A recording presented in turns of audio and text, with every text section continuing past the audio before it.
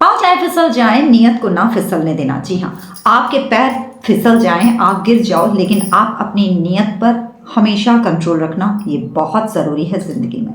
और ज़िंदगी में हमेशा भागते रहना ये ज़रूरी नहीं है, कभी कभी ज़िंदगी में ठहराव का होना भी बहुत ज़रूरी है। मैं गीतांजलि लखनऊ से फिर आपके लिए आज एक धमाकेदार वीडियो लेकर आई हूँ। ये छोटी सी स्टोरी आपकी लाइफ में एक बड़ा चेंज लाएगी।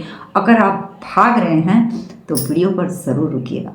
अगर आप भाग रहे हैं ज़िंदगी में, सिर्फ भाग रहे हैं, सिर्फ भाग रहे हैं, और आप अपनी फैमिली को टाइम नहीं दे पा रहे हैं, या अपने बच्चों को टाइम नहीं दे पा रहे हैं, या खुद को समय नहीं दे पा रहे हैं, तो रुक जाइए, ठहर जाइए, इस वीडियो को पूरा सुनिएगा और वीडियो को अंत तक ज़रूर देखिएगा। वीडियो में जो भी स्टोरी, जो भी जानकारी मैंने दी है, वो आपके हमारे जीवन से ही जुड़ी हुई है। आपके हमारे जीवन से को ही जो है दर्शाया है इस कहानी के माध्यम से। मैं गीतांजलि लखनऊ से। अगर आप मेरे चैनल पर पहली बार आए हैं तो वीडियो को पूरा देखिएगा, और पूरा देखने के बाद कैसा लगा मुझे ज़रूर बताइएगा, और वीडियो को शेयर करना बिल्कुल मत भूलिएगा। और चैनल पर पहली बार आए तो बेल आइकन को प्रेस करके चैनल को सब्सक्राइब ज़रूर से ज़रूर कीजिएगा। मैंने जैसा कि कहा कि पाँव चाहे फिसल जाए, नियत को ना फिसलने देना।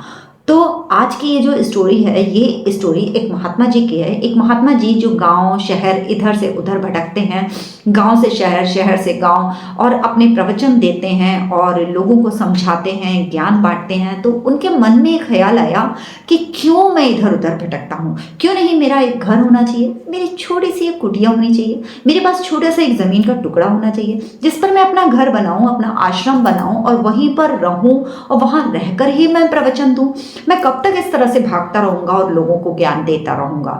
तो उन्हें किसी ने बताया, एक राजा है, वो राजा बहुत दानी है और वो इतना कुछ लोगों को देता है, वो जितना मांगते हैं उससे ज्यादा ही राजा उन्हें देता है। अब ये सुनकर महात्मा जी को लगा कि मुझे भी उनके पास जाना चाहिए। अब महात्मा जी ने वहां जाने का निश्चय किया और चल दिए। जब वो वहां पहुंचे तो उन्होंने देखा राजा के महल के पास बहुत भीड़ लगी हुई थी। राजा का दरबार लगा हुआ था, बहुत भीड़ थी, बहुत लंबी लाइन थी, बहुत।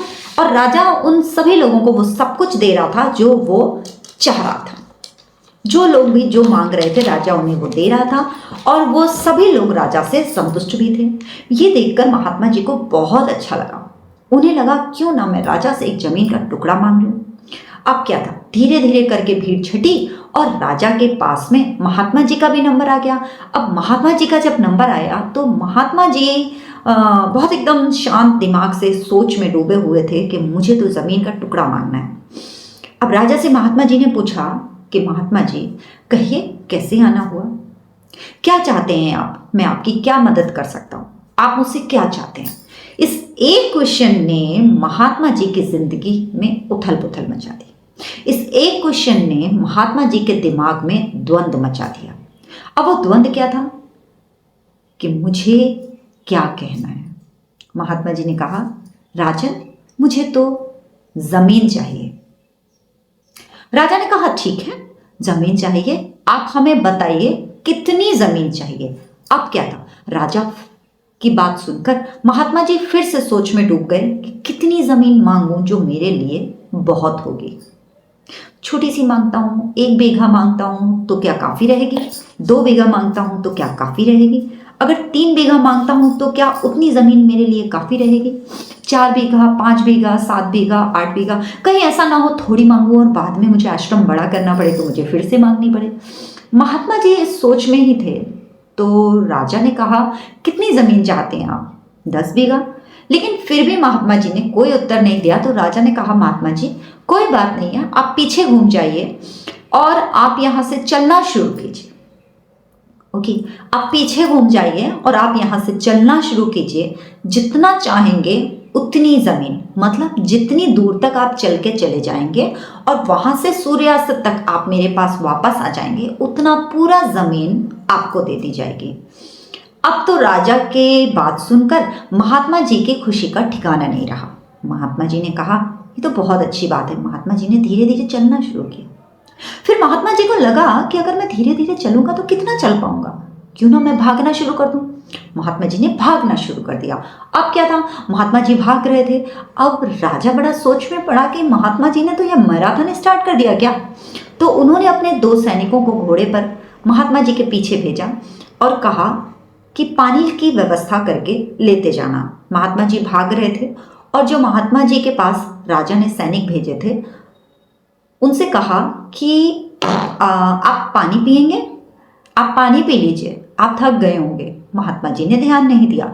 फिर थोड़ी दूर चलने पर महात्मा जी से फिर सैनिकों ने कहा, महात्मा जी ने कहा नहीं, वक्त बर्बाद होगा। फिर महात्मा जी ने वो पानी नहीं पिया। फिर धीरे धीरे चलते रहे, आगे बढ़ते रहे, चलते रहे, आगे बढ़ते रहे। महात्मा जी भागते भागते आप सोच भी नहीं सकते वो जंगल में पहुंच गए। फिर क्या था, थोड़ी दूर निकलने पर उन्हें एक नदी दिखाई दी। महात्मा जी ने सोचा क्यों ना इस जमीन को भी, इस नदी को भी मैं अपने आश्रम का हिस्सा बना लूं। महात्मा जी ने उस नदी के चारों तरफ दौड़ना शुरू कर दिया। महात्मा जी से सैनिकों ने फिर आग्रह किया कि महाराज आप जल ग्रहण करें, किंतु महात्मा जी उन्हें तो जमीन चाहिए थी और बहुत ज्यादा जमीन चाहिए थी अपना आश्रम बनाने के लिए। फिर महात्मा जी ने दौड़ना चालू किया। फिर उन्हें ख्याल आया कि अरे शाम होने वाली है और मुझे समय पर राजा के पास भी पहुंचना है। महात्मा जी ने उल्टा भागना शुरू किया राजा की तरफ। अब महात्मा जी आगे आगे भागते जा रहे थे, पीछे पीछे सैनिक आ रहे थे। महात्मा जी आगे आगे भागते जा रहे थे, पीछे पीछे सैनिक आ रहे थे। फिर क्या था, महात्मा जी भागते भागते राजा के पास पहुंचे और समय पर वो राजा के पास पहुंच भी गए। पहुंचने पर महात्मा जी गिर पड़े। फिर महात्मा जी ऐसा गिरे कि दोबारा कभी नहीं उठे। अब ये क्या था, महात्मा जी दोबारा नहीं उठे, राजा के पास पहुंच गए और दोबारा नहीं उठ पाए। ऐसा क्या हुआ, दोबारा कभी भी नहीं उठे। महात्मा जी बिल्कुल पस्त होके गिर चुके थे और ये सब हुआ था उनकी एक तृष्णा की वजह से। ये जो तृष्णा हमारे आपके सबके जीवन में कहीं ना कहीं स्थायी रूप से राज कर रही है। ये तृष्णा जिसकी वजह से हम आप सब सिर्फ भाग रहे हैं।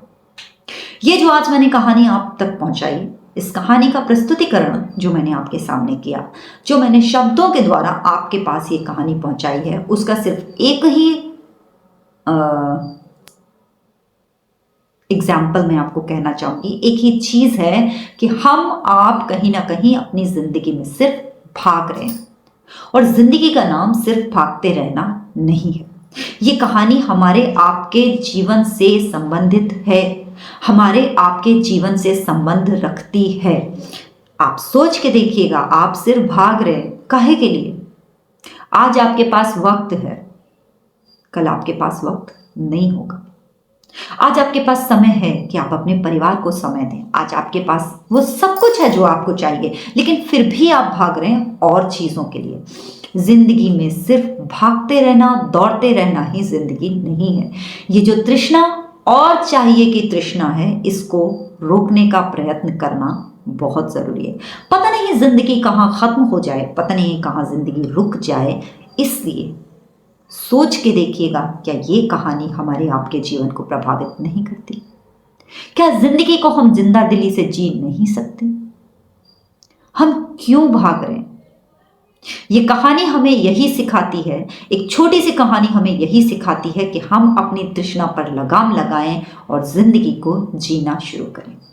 आज देखिए, किसी के पास धन है, पैसा है, सेहत है, किसी के पास धन और पैसा है, किसी के पास पैसा और सेहत है, किसी के पास धन और सेहत है लेकिन समय नहीं।